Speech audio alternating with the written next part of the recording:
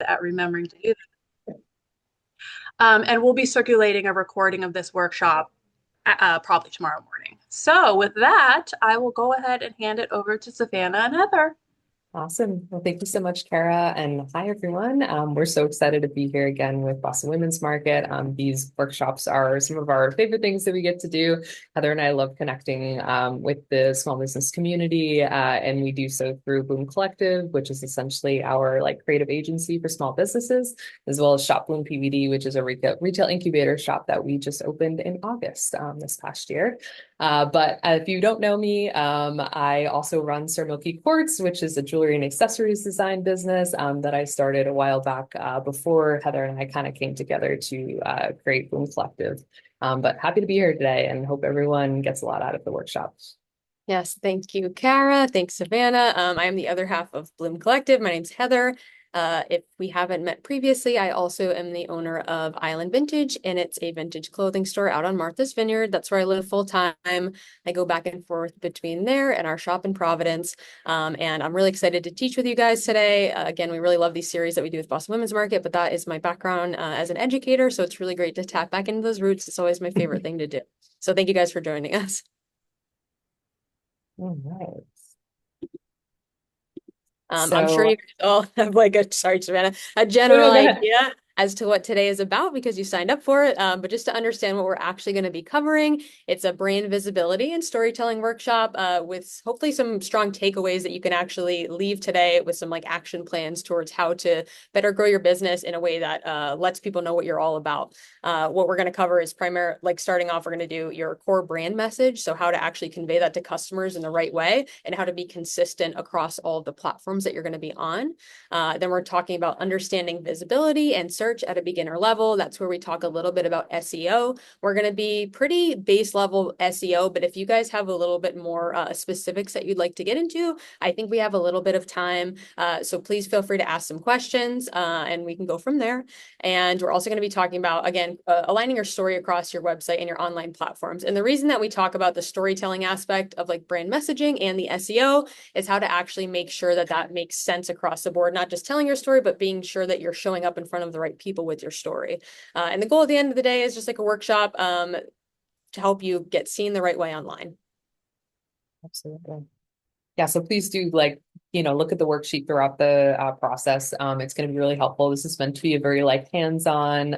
We want you to, get a notebook, grab a pen, or if you were able to print out the worksheet ahead of time, even better. But we really want, follow along. We're taking what we're going to learn today and directly applying it to your business so that you can, leave here with, something super actionable.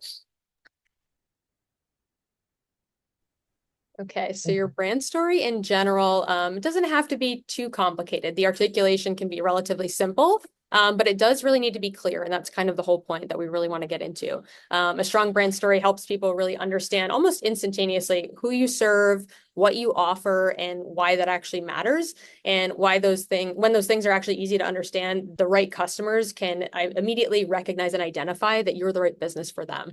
The clarity is really important online because search engines and customers generally respond best when the businesses are specific about what they do. That's where you might hear a bunch of times please don't try to appeal to everybody. It doesn't necessarily help anything out. And I do apologize. I'm in a quasi-public place. If you hear anything behind me, just trying to tuck myself away a little bit. But for this, a helpful place to start is by answering those simple questions. Who do you serve? What do you offer? And why does it actually matter?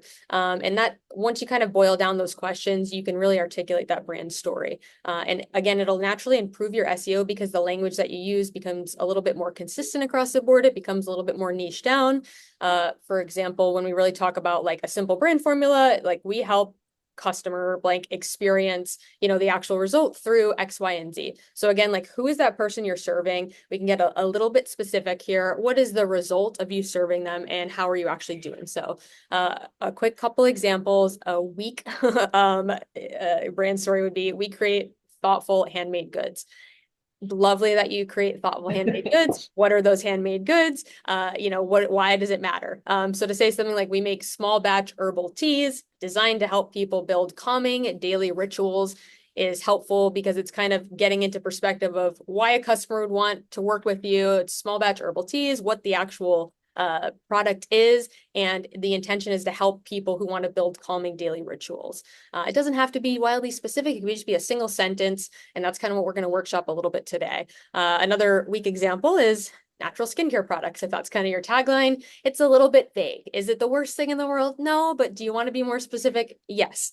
So plant-based skincare made with shea butters for made with shea butter and botanicals for dry and sensitive skin. So if you have dry and sensitive skin, you're going, okay, this is kind of interesting, plant-based and shea butter botanicals. That's something where you're going to identify with the right customers right away. Maybe somebody doesn't really care about that stuff and they go, that's not for me. And that's totally fine. I think as small business owners, we want to try to capture a wide net when we can. And it's helpful to have products that, can help out a lot of people. But at the end of the day, like niching down, and this is really what we're going to get into today, is going to be so helpful for your business to actually grow and show up the right way.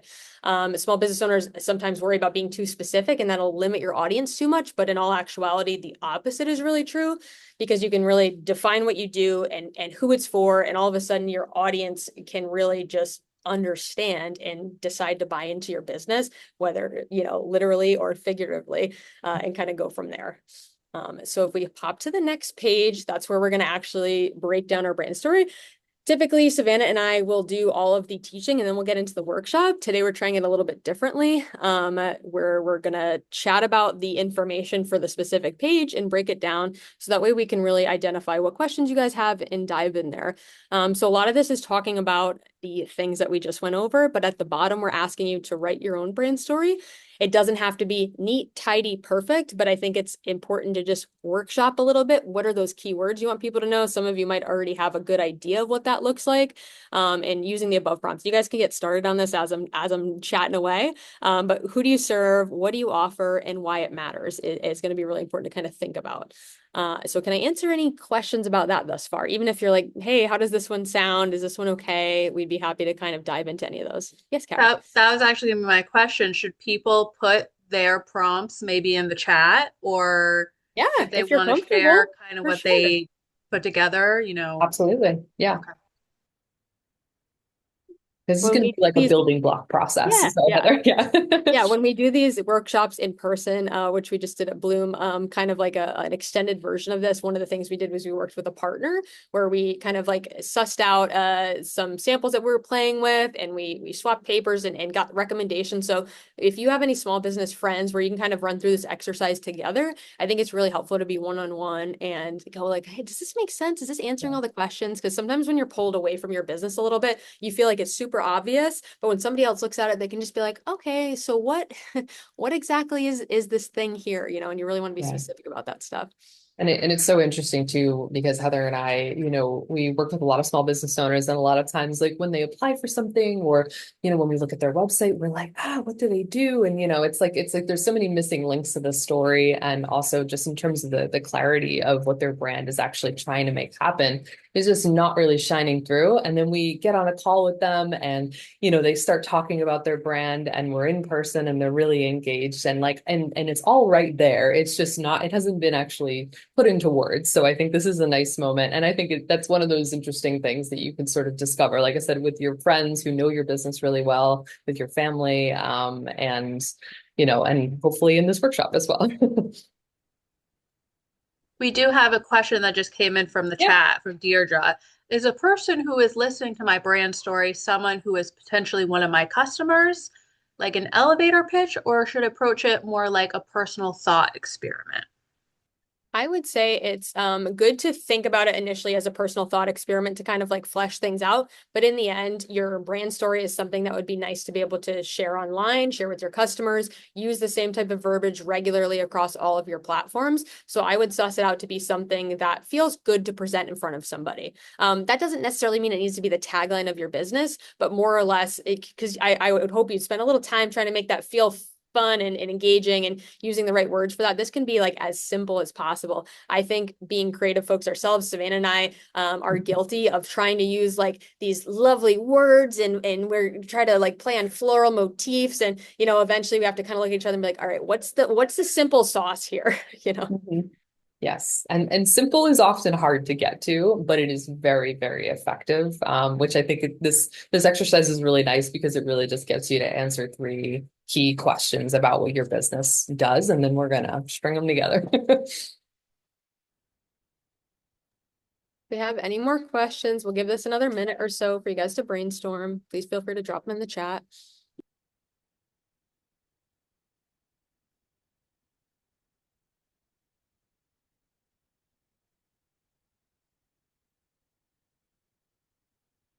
And I think it's okay if there's a very specific part of your business that makes people purchase your products to include that. That's kind of on that why it matters. But for example, like if you were saying like I sell natural shea butters versus like I create small batch shea butter skincare using ingredients directly sourced from West African farms. If that's something that you're like, that matters in my business, people need to know that, that's totally okay to mention. And you could be a little bit more specific about something like that. Yeah, and I think considering like a lot of you likely do, pop-up markets pretty frequently that, kind of just think about the way that you pitch to customers when they walk up to, your table and kind of take that apart a little bit and figure out, what are the core chunks that are making up the, your elevator pitch that you're using on a weekly basis. And I see we have one example from Julia. I offer interactive charm bar pop-ups. I think that's a really awesome start. I would challenge you, if you would like to be challenged a little bit further, to just simply talk about what customer you're serving and why that person would maybe engage with your business. Like who is that person that we're going after for charm bars? Just think on that just a tiny bit. And for top secret, I would say maybe the same thing. These are really great to start, and I think you could absolutely be using these, but think about maybe like, why does it matter? Or not necessarily why does it matter to that customer? Like, who is that person that we're serving?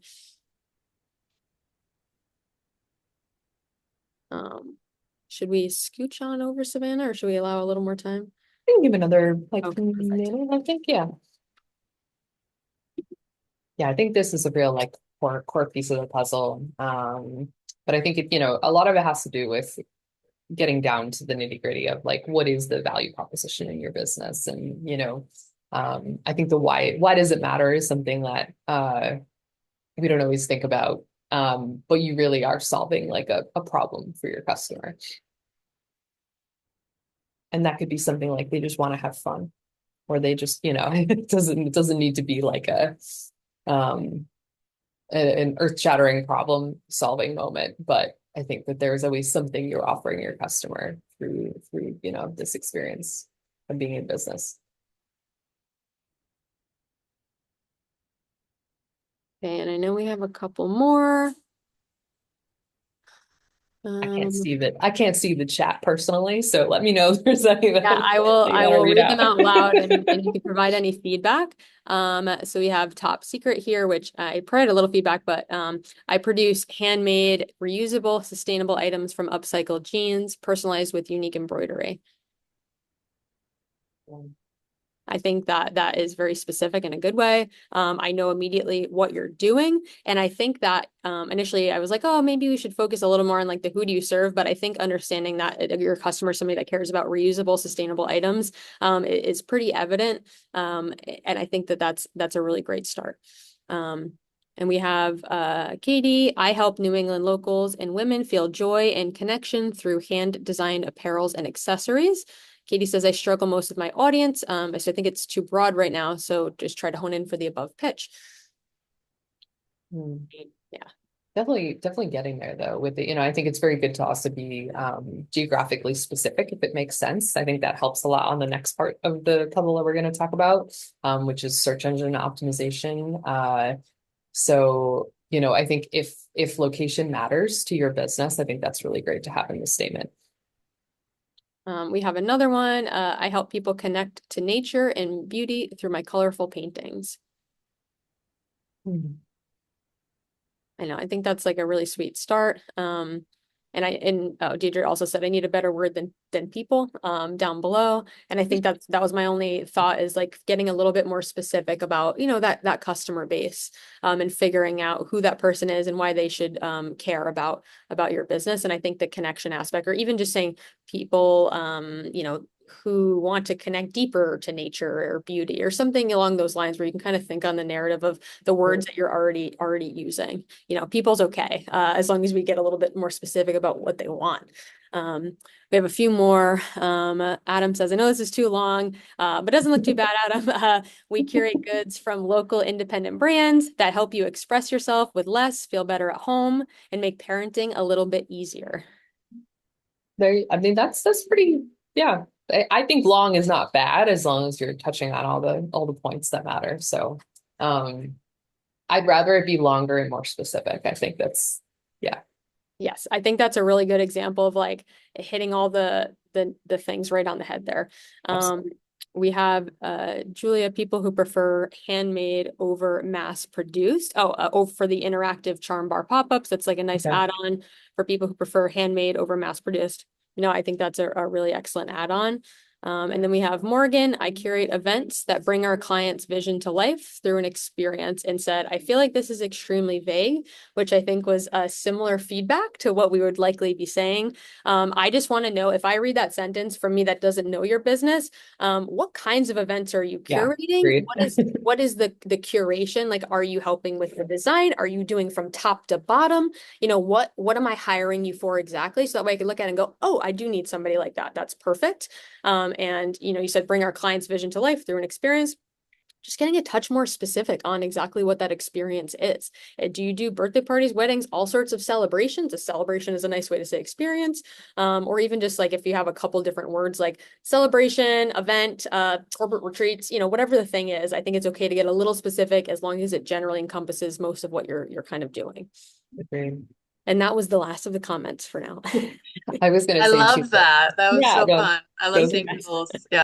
Yeah, thank you everyone for sharing. And I would say too that, like, as you grow as a business person, and better understand like who your customer is, and that starts becoming clearer and clearer, tailor this, like, get it down to its nuts and bolts. And I think, through this, we're going to be talking about this more throughout the workshop, is that the way that you talk about things here will help to feed like your marketing and your social media, and also just like how anyone finds you online. So, the more clear, the more specific that you can get, as you learn more about the niche that you're essentially going to be kind of entering in, the better off you'll be.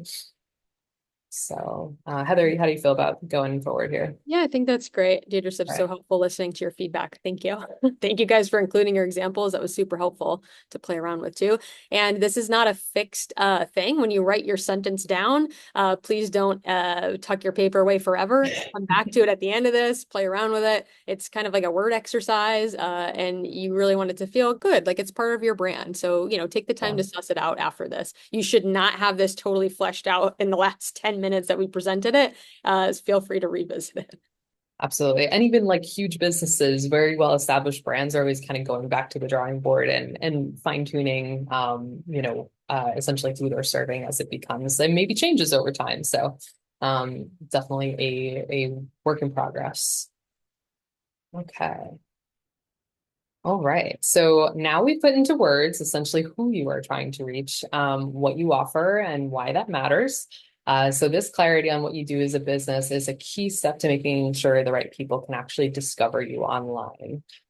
So as we know, the competition online is tough. There is a lot of it, and ranking first in any kind of search results, especially with, paid ads and all sorts of stuff, like, essentially folks with really large budgets trying to, keep their smaller businesses kind of under the top rankings.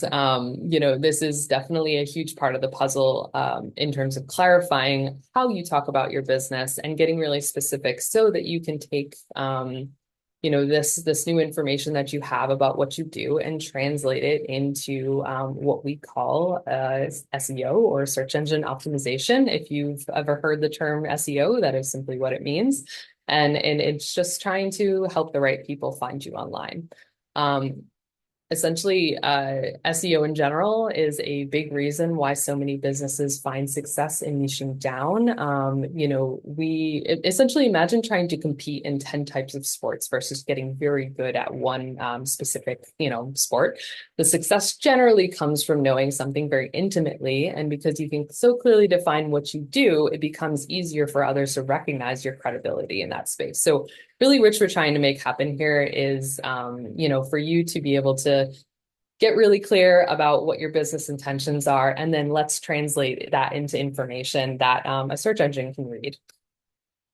And so SEO in general can definitely be, a bit of a buzzword, but it's a really, really powerful tool to help the right people find you online. We can definitely teach a multi-hour course on this topic, but for the sake of today, we really want you to peek into the mind of your customer and their search habits and think about how they might be finding a business like yours online. For example, you may run a candle brand where when you pitch your products at a market, you say, we're Bloom, a curated lifestyle brand. All of our products are handmade, et cetera, et cetera. So this might sound really nice as an in-person pitch, and it could get someone at a market to come up to you, but it doesn't really tell us much about like what you do specifically. So when translating that into an online search phrase, this does leave a lot of room for interpretation and also potentially finding someone else, and that isn't your business. This is kind of the thing, it's a definitely competitive space. We want to make sure we are linking the right search terms to, your customers to be able to find you. So the customer who's actually searching, because everyone here is a customer in some capacity, and we've gone on Google and went to search for something. They're getting really, really specific about their search. And their search is usually very much about finding a result that directly fills a need or want. So they might instead type handmade soy candles that smell like rose and lavender, which is very different than just, we're a lifestyle brand. So if you can kind of see how one might not actually lead them to anything. If they were to just type in lifestyle brands near me, that might not help out. So we really want language like this, the specific language, to be included on your website and to be included on everywhere that your business shows up. So these keywords should align with your product and be on your homepage headline, product description, Instagram bio. I'm not saying literally copy and pasted, but essentially we want to create a library of keywords and phrases that feel very relevant to you. And so let's kind of dive into the worksheet part of this so we can start to understand what that might look like for your business. And I think we touched base a tiny bit on locale and talking about where you're from. That's something that you should definitely be paying attention to for SEO, especially when you're putting things out online, whether it's like Instagram or TikTok or anything like that. SEO, is really for search engine, but also something that you should be kind of like pinging in the back of your mind, because now there's essentially search engines as part of social media, and it's important to show up the right way. There's been so many times when I've been like doom scrolling on the internet and I come across a business where I'm like, oh, this store looks so cool. This restaurant looks so cool. And then I click their page. I don't even know if they're in the country. Sometimes they're in Canada, because you click on their page and when the location matters, if it's just an online business, a little different, but when the location matters, I can't find where they're from until I like go on their social media page, and then I go on their website, and then I got to scroll down, I hit the contact page, it's just like all those steps that don't need to be there when you could have just have in your bio, like, Cranston, Rhode Island, or, Somerville, Massachusetts, or something like that, just to let people know. Sometimes it might not be relevant for your business if you want to feel like you're a little bit more of a large online brand, and that's totally fine. But if you're doing things really based in a centrally located area, then I would absolutely have that type of information on there too. Yeah, especially for service-based businesses, it almost doesn't make sense for you to not have a location-based, keyword of some kind, and that is so powerful in all like local, search and local SEO. All right, so I'm going to pop to the I just have worksheet. a quick Sarah, go question. ahead. Should people put their location really in their statement that we were just working on, if it's relevant? If it's relevant, like I'd say, Morgan, for example, if you are specifically doing events in the New England area or in Massachusetts or something like that, it's more than appropriate to add. It doesn't necessarily have to be part of it. It's more or less like when we are looking at where you're showing up, making sure that that location is very obvious. It doesn't have to be necessarily part of your brand story if it's not integral to the brand. But if I go on your website and I go on your social media, I want to be able to see where you're from if it matters at all. Yeah. I agree. And I think it's also like, if you are really serving people in a specific town in Massachusetts, then that is the who are you serving of the statement. So I'd say why not? Because it'll make it easier for them to find you, and that's the whole goal. All right.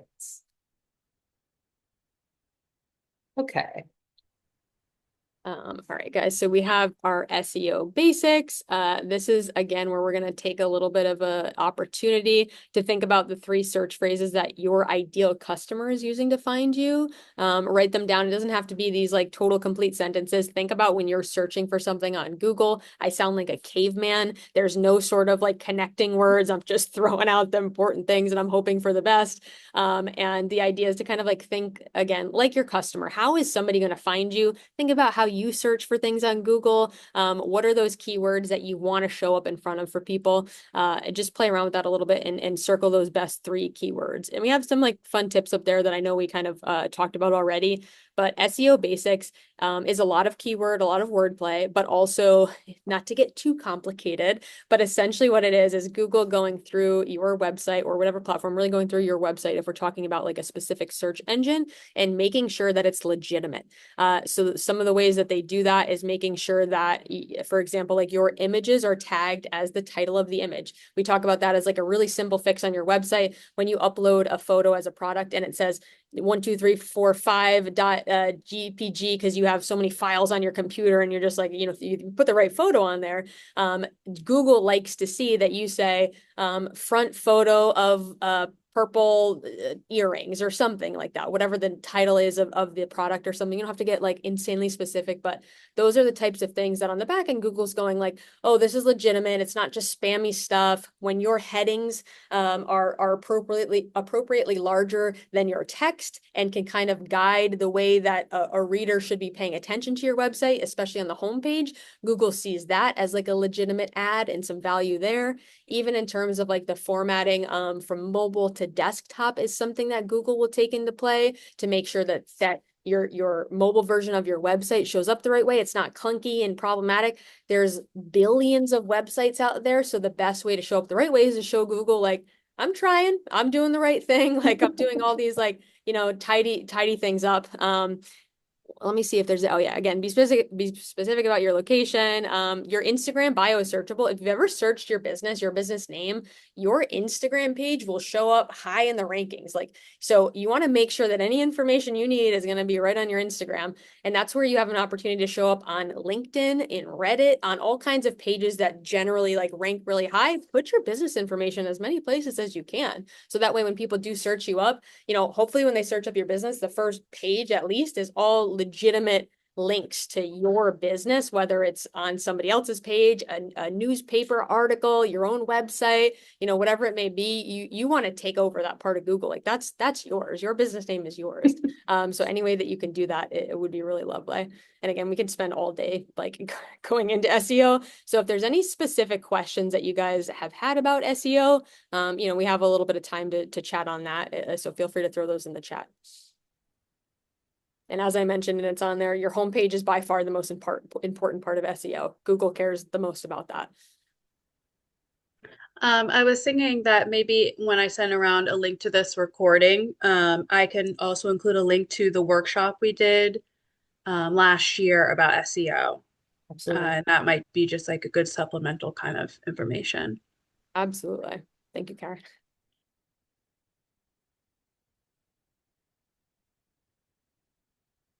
Okay, and also if anybody didn't see the chat, Kara had a really lovely comment where I like, and I'm going to actually be reusing that, I'm sure, as much as I can give you credit for. She said, I picture spiders crawling my site. And it literally is, they crawl. Google is crawling across it and they're looking for issues, they're looking for problems, or they're looking to make sure it just feels really good. So if you feel like your website's clunky and weird and things don't load right and something looks funny, Google spiders will also be like, oh, something's a little off here. So keep that in mind. I really like that. We do have one question. When naming photos, does punctuation in file names impact SEO? Not really. Also, does the file extension affect how the file is read or pushed by Google? And also, is product information enough, or should you at least mention color, material, etc.? And I mean, it basically what I would say is like you can be as descriptive as you'd like if you care to, but most times you can even go on like a professional website and click and download the photos and see how people actually are naming their files. But typically it's just, you know, like front view blue earrings. It does not have to be anything crazy. You don't have to mention color, material. When you're actually writing your product description, I would include all of the information you could possibly imagine that anybody's going to need. But the photo, just naming it in the first place, not a numbered letter sequence, is already like so much better than anything else you could do.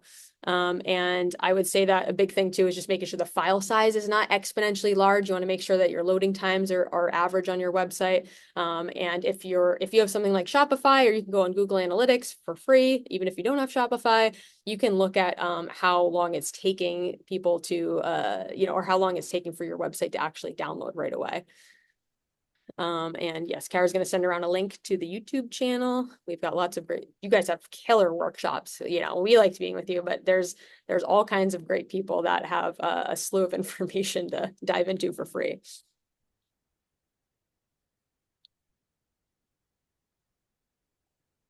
And I'd always like to keep in mind too that like with SEO in general, one of the main reasons why Google is trying to make sure that your website is, up to snuff, I guess, with what your what the search query is for, is because technically the people searching on Google are their customers. So if they don't give them the best search results, then they're not really doing their job right either. So essentially, anything you can do to align your website, so we're talking about keywords and phrasing and clarity and just kind of getting down to the nitty gritty of like what your business actually does and making sure it's, articulated across everywhere that you are online and then also in person. So it's like the same story throughout essentially, but that will really help, Google better serve their customers and therefore get you customers. Yeah, and Adam made a comment like I've generally heard that alt text matters more than file names. Yeah, absolutely. All of that is great stuff. File names are just like a quick thing that you can change right away, but alt text you can do more on the back end of your website and be a lot more descriptive. That's where you have the opportunity to do so. And I would use that. So if your file name is like, again, we're going to keep using my like front view purple earrings. You could say what the material is made out of. It's amethyst, drop, silverback, whatever, when you're actually going into like the alt text with like a white background or something like that. You can be very specific about what that looks like.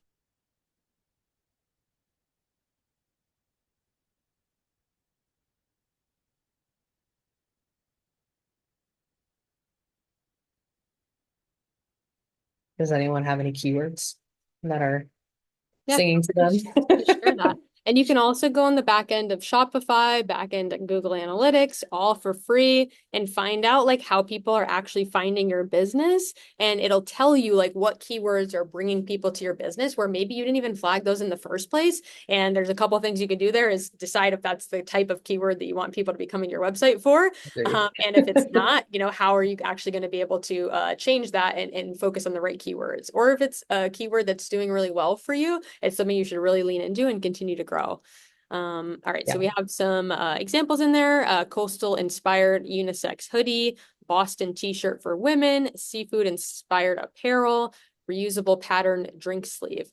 I think that those are like really good start and thinking about like, for example, the Boston t-shirt for women, like if I was specifically looking for a Boston t-shirt, like are there any types of like, do you have the Sitco sign, as one of your designs? Is that something that people, that might be like a keyword term that like blows up more than just simply like Boston. It could be that you have a very specific item that ends up like really heading people in there too. So just playing around with those, seeing what's doing really well, I think is like really great. And that doesn't mean you can't use Boston t-shirt for women. That's totally fine and great. But I think also considering like what specific weird things, because Boston t-shirt for women could be like a broad term that might be hard to rank in.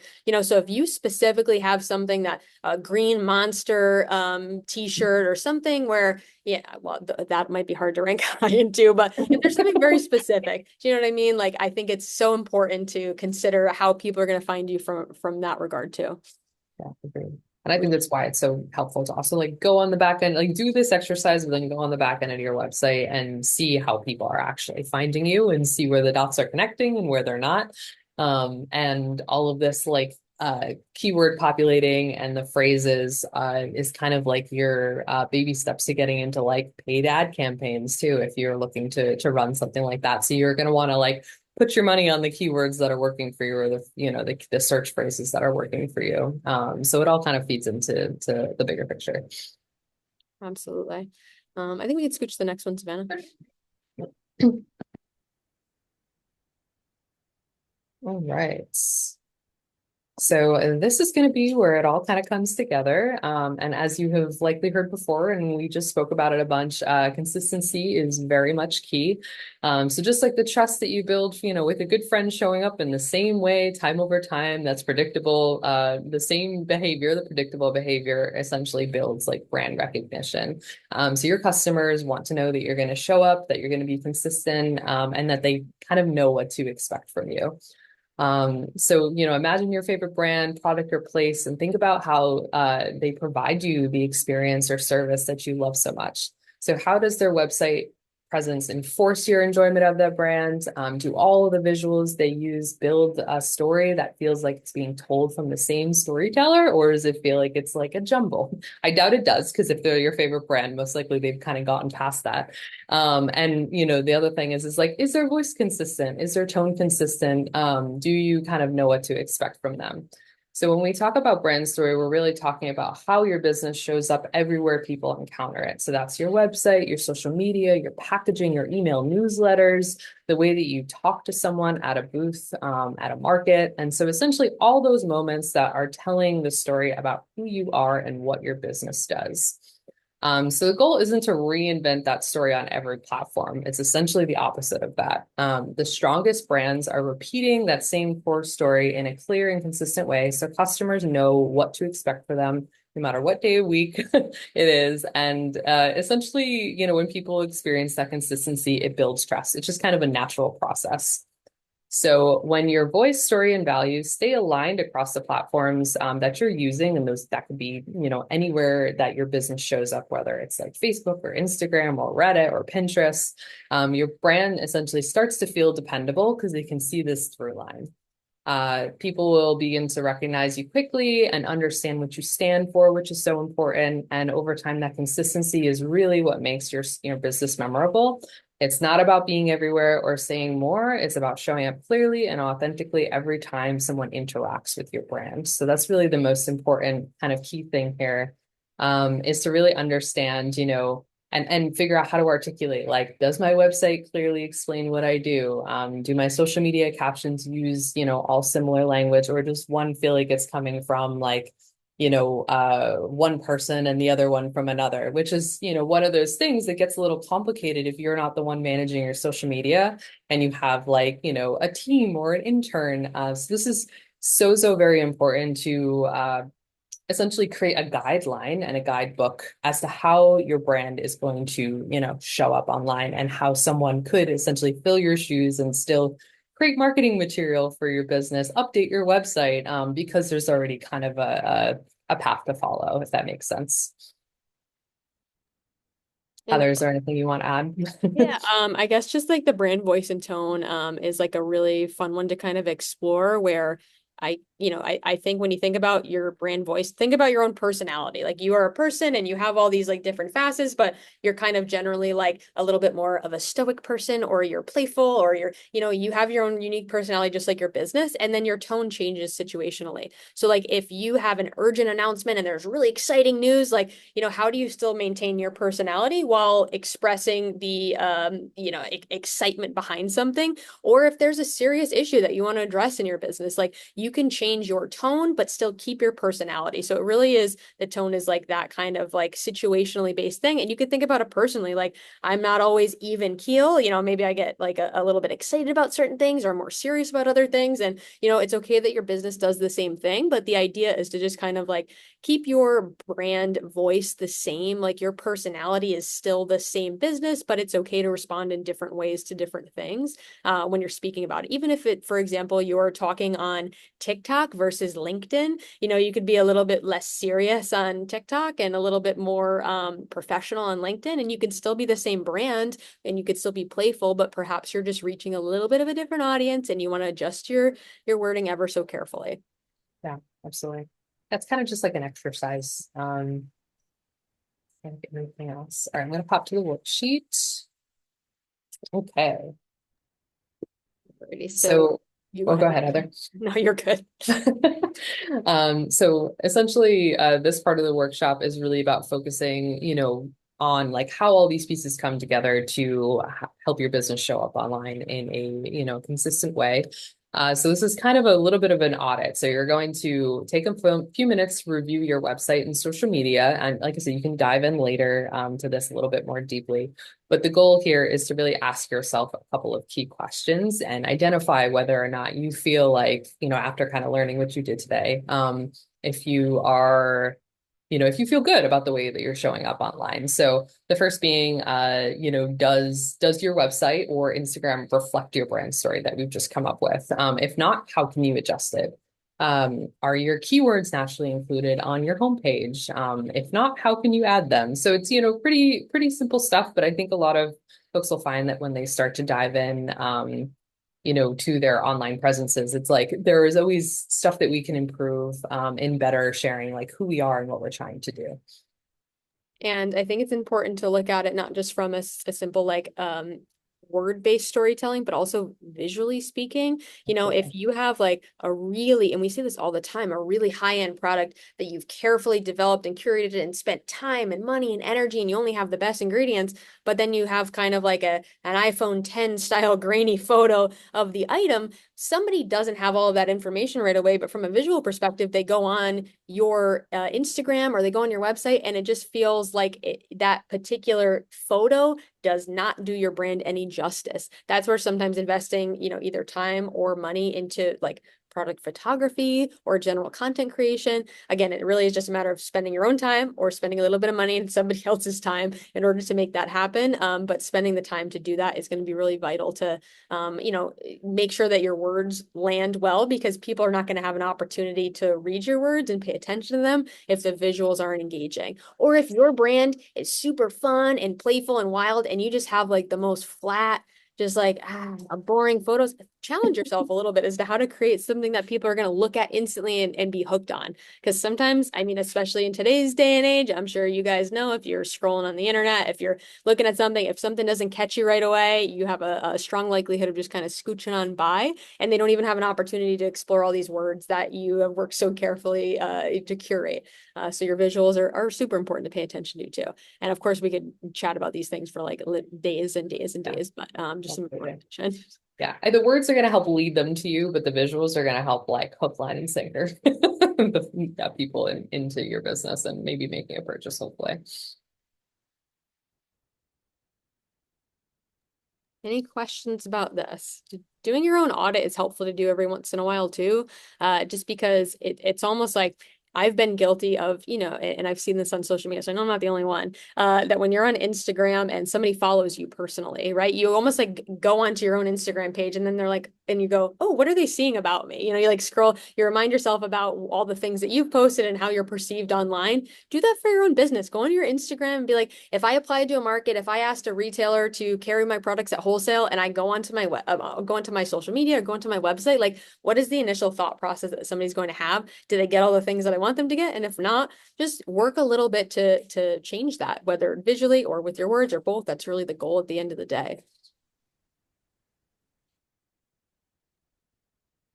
Something anecdotally that I've been experiencing with my brand voice recently is the influence of like AI and chat GPT on my brand voice. And it's something that I've been really kind of tuning into. I mean, I noticed it from the beginning, but all these AI resources, they can be really powerful and really helpful for small businesses. But I've noticed, I feel like it's like hurting my brand voice in some ways. Like if I rely on it to draft something or to refresh something or give me new ideas, I'm like, well, that doesn't sound like me. I really want when someone reads an email from me or like a Instagram post, I want it to sound like you're talking to me at a market also, you know?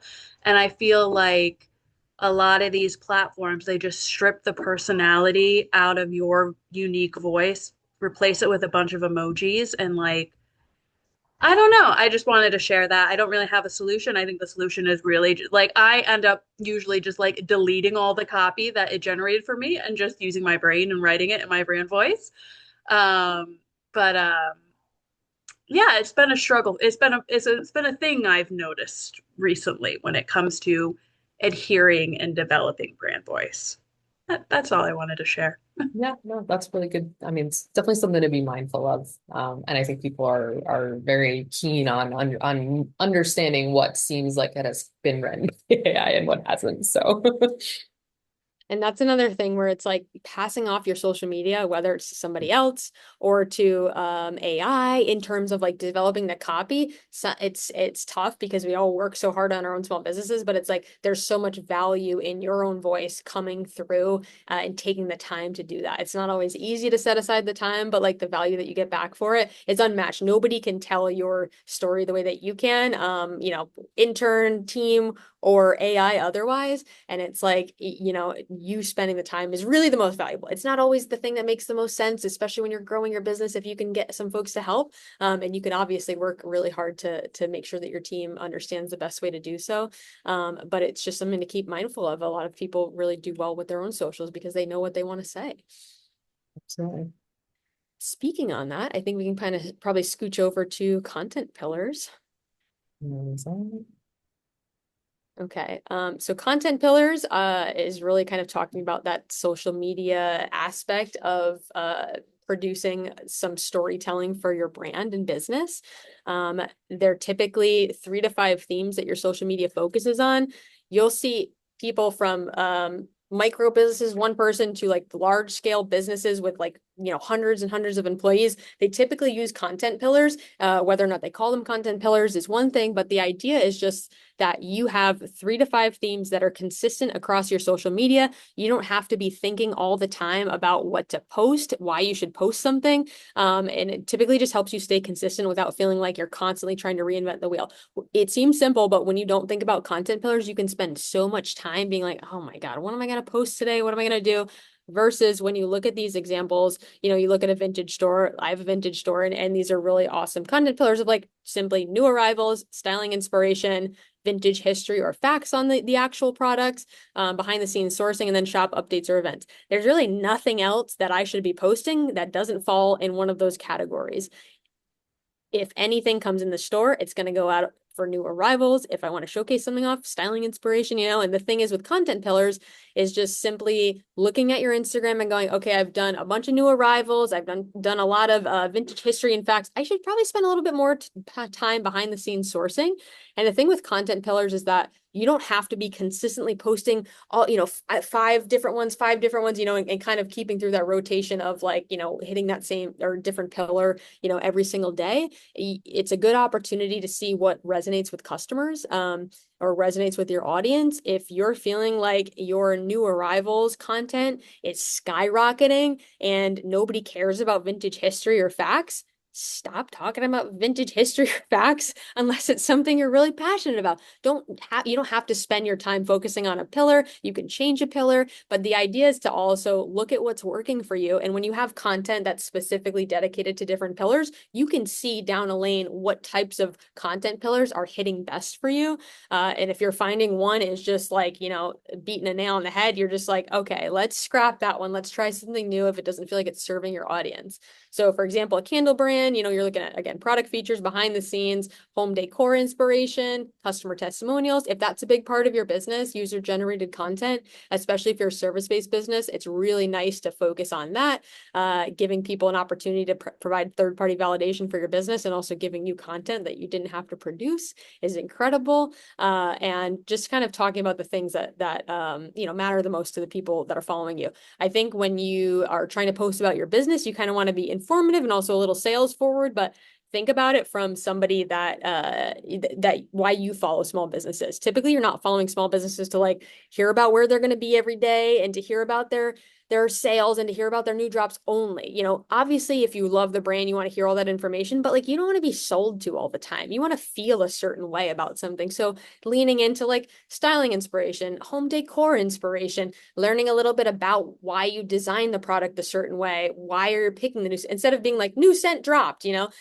tell me a little bit about the process behind that. I want to learn something. I want to be curious about it and think about it from that perspective that, you don't want to just simply throw something out there and say, I made this thing. Like, give me a little bit more behind that, add some layers, and then I'm really going to be engaged. And then when you give me a little bit of information, say, oh, that's going to drop on Tuesday, then I go, oh yeah, I'm already bought in. I'm excited about it versus simply just going, I made this thing. Here you go.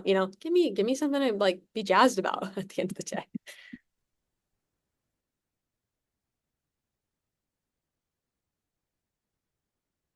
And I if we want to go to the worksheet, sorry, Sabine. No, just want to make sure.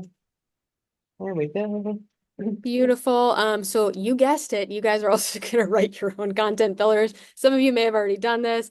This could be simply like, again, behind the scenes, styling inspiration, inspiration behind a new scent, a new style. It doesn't have to be anything too fancy, but just thinking about when you have to post something online, looking at this page and going, oh, I'm going to pick from this particular pillar. And again, paying attention to what's performing well. And then we have one last exercise there to create a sample post. So pick a content pillar and just write a short post or caption. It's just a fun exercise to really work on now connecting that with your voice, keeping your tone consistent and your story generally like easy to understand. Like Kara said, it can be so easy to like get away from your own voice. So spending the time to do that is really helpful. And we are on our last few minutes. So if there's a question that came up throughout the entire workshop, please throw it in the chat. We have just a few minutes to chat on those, and then we'll wrap it up. Every time we do this, I'm like, that was so fast. It really is. All right. Ashley says, going back to keywords briefly, my business offers apparel and lifestyle products made from sustainable apparel along with vintage items. My concern is using buzzwords like conscious or sustainable and similar words with the uptick in demand in the market. Sometimes I feel like those words can come off gimmicky. Sorry. How do we balance commonly used words that customers will likely search and be familiar with without looking and sounding like every other business that offers similar products? That, yeah. Go ahead, Samantha. That's a good question. I would say there must be something potentially like deeper there that you might be able to like lock into in terms of the keyword. And I would be really interested to know like if you could find a keyword even on your own website that people are using to find you that you maybe weren't aware of. I would say, although it might feel a little gimmicky, like some of that stuff really is at the core of what people are searching for to find you. So I think it's just, it's a balance. Heather, is there anything that you want to say in regards to that? I mean, I'd say like being as specific and niche as possible in terms of like when you say offer apparel and lifestyle products, like what kind of lifestyle product? Talk about that. If you're talking about apparel, are you talking about literally reusing like pre-loved items? Are those items vintage? Are they typically working with sweatshirts, men's shirts? There's typically a common theme that I find that people are using or doing that maybe you don't even consider important to know, and it's something that I think would be really lovely. Somebody might not be searching like men's shirt redesign, something like very specific like that, but the more information that you can have out there, the more opportunity you have to show up that way. Or even if you're just kind of like defining a little bit of like the brand itself, whether it's like alternative, funky, whatever the aesthetic is, and then tying that in with these types of words too, like any sort of thing that you can differentiate yourself from that crowd, I think is going to be really helpful. Unfortunately, like there's a number of categories that people find their business in, whether that's like we always use candles because there's always amazing candle vendors, and it's so hard to stand out, but they all end up doing like really well if they can find their SEO and they can show up the right way online. And it is a competitive thing, this whole like SEO showing up the right way, but part of it is also getting people that you're already getting as customers and converting them to either being a little bit more online based or just kind of following you for your journey. So it's not just simply people like Googling you to find you, but it's also like if somebody sees you on Boston Women's Market and they like click on your website or they click on your Instagram, are they hooked? Are they interested in what you're doing? And do they know what you're doing right away? It's not always just a simple search engine thing. Maybe they find a fun Instagram post or something where they can connect with you. Is all of the information can lay it on the table for them too. It's really important to think about. Julia says, I find it hard to show behind the scenes sourcing. What do you recommend?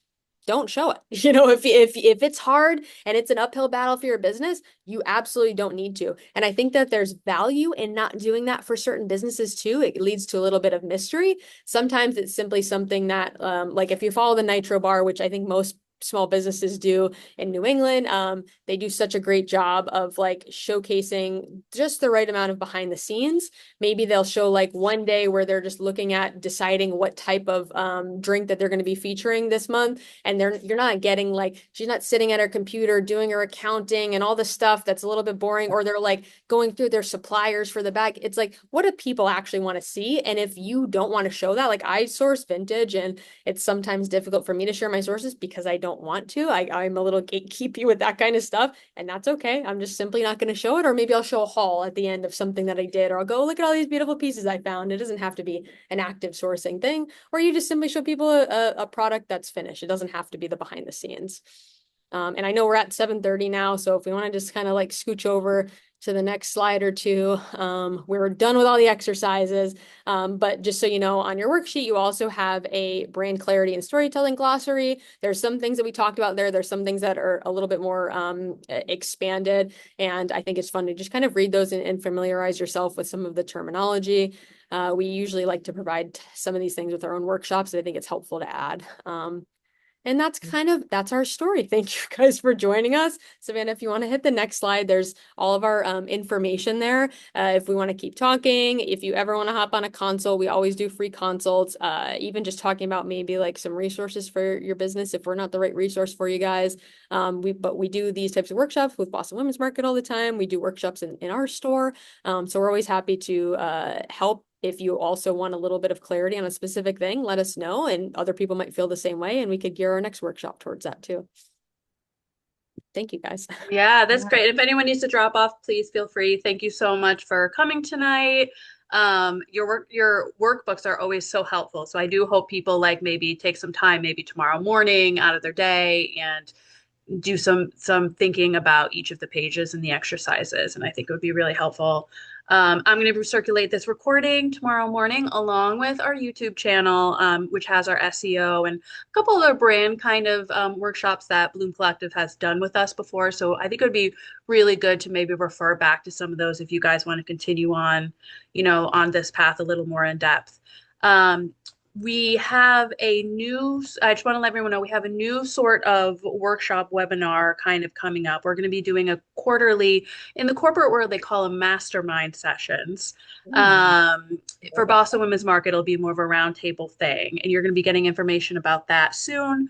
We're going to do our first session in April, and it's going to be kind of like a town hall community online event where you will be able to bring your personal question to the table, maybe have it drawn from the pool of questions and speak as a group and get advice from your fellow small business owners and retail experts to kind of answer that personal question you may have. So you'll be getting more info about that soon from me. But thank you so much, everyone. Really appreciate you guys taking, dinner time, spending dinner with us. And yeah, that's about it, I think.